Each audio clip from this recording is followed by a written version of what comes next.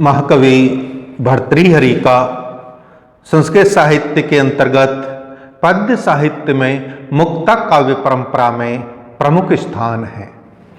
भर्तृहरि के 3 प्रमुख मुक्तक काव्य माने जाते हैं। प्रथम नीति शतकम, द्वितीय श्रृंगार शतकम और तृतीय वैराग्य शतकम।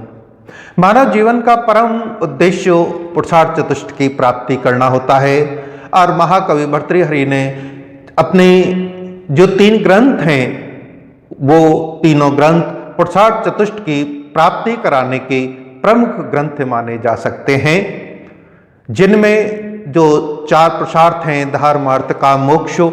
इन चारों पुरुषार्थों में धर्म और अर्थ का जो विवेचन है नीति शतकम में प्राप्त होता है, काम का विवेचन श्रृंगार शतकम में और मोक्ष का जो प्रतिपादन है उनका जो वैराग्य शतकम है उसमें प्राप्त होता है।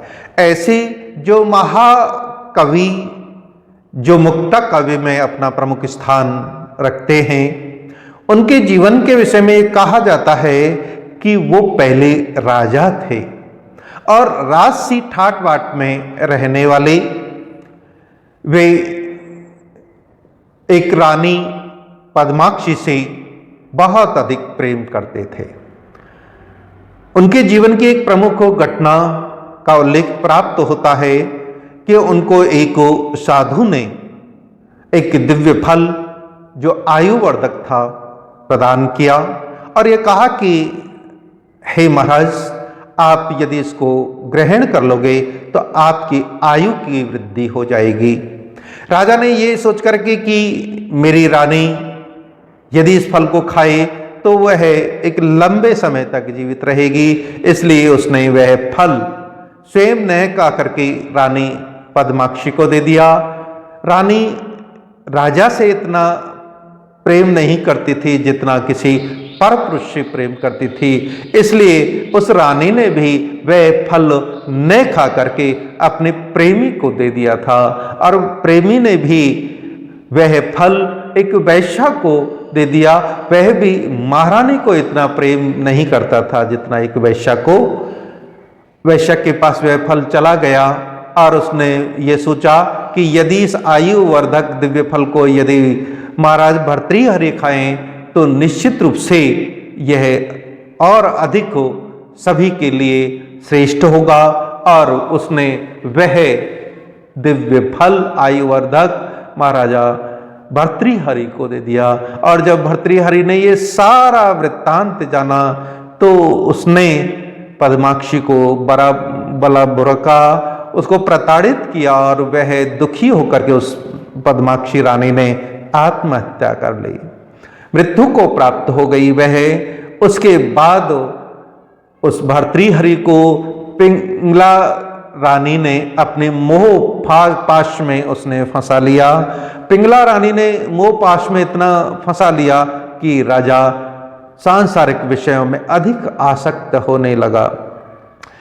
एक बार उनके जीवन की एक घटना और घटित हुई कि वह वन में गया शिकार करने के लिए और उसने क्या देखा कि एक शिकारी ने एक हरिण को मारा और मारने के बाद उस शिकारी को भी सर्प ने डस लिया, वह भी मृत्यु को प्राप्त हो गया।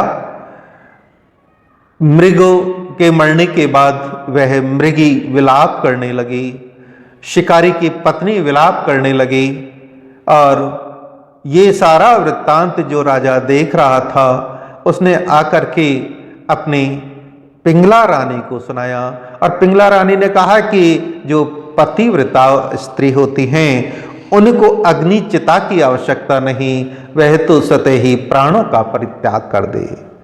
राजा ने इसी बात को सोच करके कि यह कितना अधिक मुझ भर्तृहरि से प्रेम करती है, उस पिंगला की परीक्षा लेने के लिए भर्तृहरि ने एक दिन वन में जा करके वहां एक अपने वस्त्र को रक्त रंजित कर सेवक के हाथ पिंगला रानी के पास पहुंचाया और ये कहलवाया कि राजा को शेर ने आक्रमण करके मार दिया है। पिंगला ने जब सेवक के मुख से इस बात को सुना तो उसने अपना देह त्याग दिया।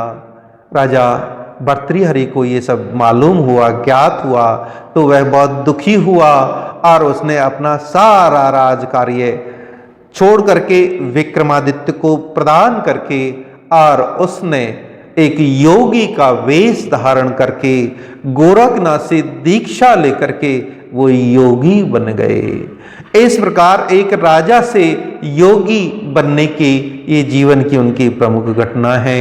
ऐसे जो भर्तृहरि हैं उनके जो 3 शतक, नीति शतकम, श्रृंगार शतकम, वैराग्य शतकम और व्याकरण का भी उनका एक प्रमुख ग्रंथ माना जाता है, वाक्यपदियम, जिसमें व्याकरण के जो सिद्धांत हैं उनका विवेचन किया गया है।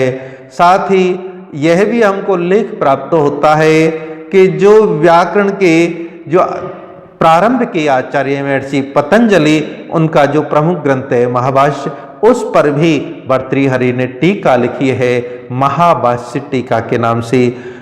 इसका भी हमको लेख प्राप्त होता है। ऐसे जो भर्तृहरि हैं उनका संस्कृत साहित्य के लिए अत्यधिक योगदान है। धन्यवाद।